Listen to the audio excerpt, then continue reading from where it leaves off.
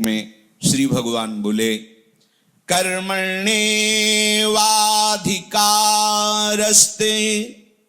मा फलेषु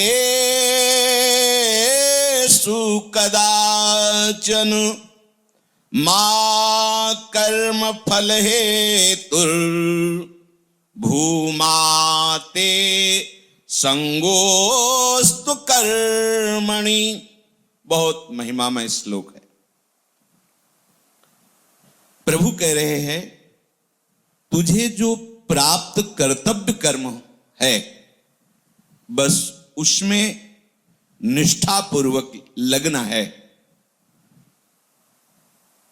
तुम्हारा अधिकार कर्तव्य कर्म करने में है, फल में नहीं। प्रायः बिना फल आकांक्षा के कोई कर्म करना ही नहीं चाहता। ये करेंगे तो इसका क्या फल होगा, वृंदावन जाएंगे तो इसका क्या फल होगा, ये दान करेंगे तो इसका क्या फल होगा। बिना फल के उस सत्कर्म की भावना ही नहीं करना चाहता। और अगर यही फल बुद्धि असत्कर्म में रख लो तो बच जाओगे। लेकिन कैसी चतुराई माया की है, अगर भागवतिक कर्मों की बात आई तो प्रश्न उठता है, इसका क्या फल है, इसका क्या लाभ है। बड़े चतुर हो तो जब बुरे आचरणों की प्रेरणा होती है बुद्धि में, तब क्यों प्रश्न नहीं करते बुद्धि से इसका क्या फल है। तब कहते हो देखा जाएगा। तब तुम्हारे अंदर निश्चिंतता होती है कि नहीं नहीं, अभी तो मैं इस भोग को भोगता हूं। परिणाम फिर क्यों नहीं तुम्हारे हृदय में स्फुरित होता कि ये जो हम बर्ताव कर रहे हैं शास्त्र विरुद्ध, इसका क्या फल होगा। वही बुद्धि है जो सत्कार्य के लिए प्रेरित करने की बात करो तो प्रश्न खड़ा कर देती, इसका क्या फल होगा, इतने दिनों से कर रहे हैं, क्या मिला। बहुत बढ़िया, तो इसे विपक्ष में क्यों नहीं करते। जो शास्त्र विरुद्ध आचरणों में लगाती है तो उस समय तुम एकाग्र होकर इससे प्रश्न क्यों नहीं करते बुद्धि से, इसका क्या फल होगा, क्या हुआ, इतने दिन तक करते रहे, क्या मिला, करो ना प्रश्न। तो हमारी उल्टी बुद्धि है। जब हम भगवत कार्य के लिए गुरुजनों के द्वारा, संत महापुरुषों के द्वारा, शास्त्र के द्वारा प्रेरित किए जाते हैं तो बुद्धि प्रश्न खड़ा कर देती, इसका फल क्या होगा। और जब यही बुद्धि असत कार्य के लिए प्रेरित करती है तो आप बेपरवाह रहते हैं। उल्टा हो जाए तो परमार्थ के पथिक बन जाओगे। संत सदगुरुदेव और शास्त्र के द्वारा जो प्राप्त प्रेरित कर्तव्य है उसमें ये मत सोचो कि इसका फल क्या होगा। उसका फल एक ही होता है, भगवत प्रसन्नता, भगवत प्राप्ति, महासुख।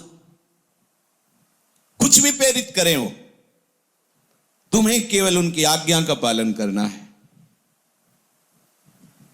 साधुते होए न कारज हानि। जो शास्त्र प्रेरित करते हैं तुम्हारी बुद्धि उसका निर्णय नहीं कर सकती, तुम्हें केवल करना है। उसका फल क्या होगा बिल्कुल मत सोचो। उसका फल भगवत प्रसन्नता होगी, भगवत प्राप्ति होगी, ऐसा सुख जहां किंचन मात्र दुख नहीं है।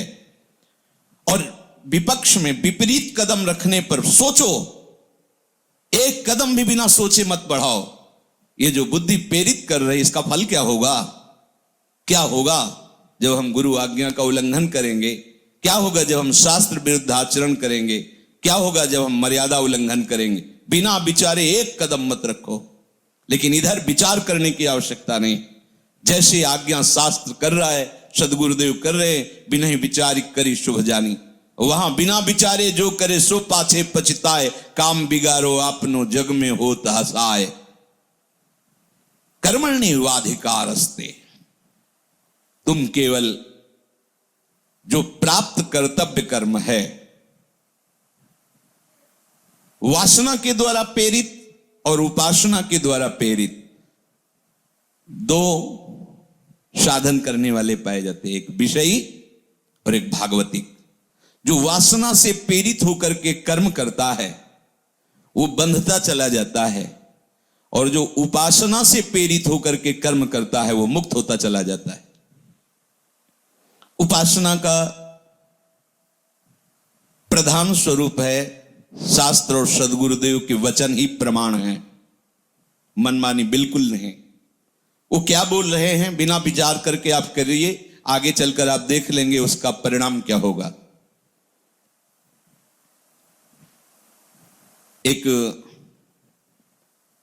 बहुत ही हिंसात्मक वृत्ति वाले जवान बलवान जो भी मिले छीन लेना और जान से मार देना। एक दिन एक कोई भगवत अनुरागी महात्मा वहां से निकले, उन्होंने भी वैसी ही चेष्टा करनी चाहे उन महात्मा से, तो मुस्कुरा दिए, क्योंकि ऐसे लोग महात्माओं की दृष्टि में बालक हैं, बच्चे हैं। तो उन्होंने कहा, बेटा ये जो तुम कर रहे हो परिणाम कभी सोचा है इसका? इतने अमृतमय वचन, इतना प्यार भरा वचन कि ऐसे हिंसक कठोर हृदय में उनका प्रहार हुआ। देखो संतों के वचनों का प्रहार, टूटा हृदय। लगा कि कैसी अमृतमयी मिठास इनके वचनों में है। जो हिंसात्मक वृत्ति थी वो द्रवण क्रिया में बदलने लगी। घुटने टेक कर बैठ गए और हाथ जोड़ा, बोले भगवान आपके दर्शन से और आपके वचन से मेरे हृदय में कुछ परिवर्तन हो रहा है।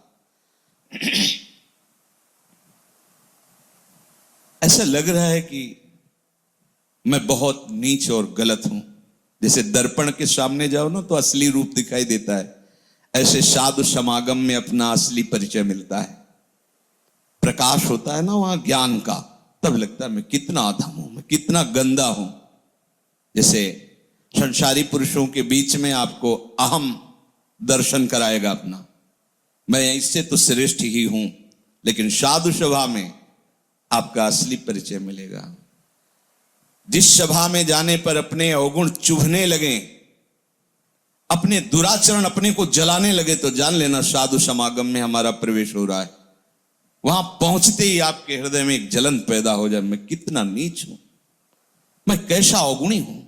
ऐसा ही हुआ, क्योंकि संत दरस जिम पातक टरहि, पाप अंधकार नष्ट हुआ। घुटने टेक दिए, कहा भगवान मैं तो बहुत कठोर हृदय हिंसक हूं, क्या करूं? जब से शुद्ध संभाली तब से यही कर रहा हूं। उनका एकमात्र भगवान का आश्रय लेकर भजन करने से कोई भी हो सबका मंगल हो जाता है। भजन साधन तो भजन न होई तामस देहा, हमारी तामसिक वृत्ति, तमोगुणी वृत्ति है, मारना, हिंसा, प्रमाद, ये सब हमारा स्वभाव है। भजन तो होने वाला नहीं।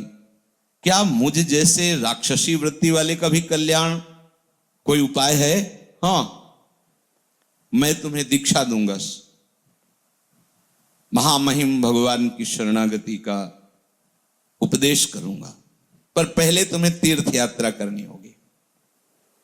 जब तुम्हारा हृदय पवित्र हो जाएगा तब हम तुम्हें मंत्र उपदेश करेंगे। प्रायः पद्धति यही है।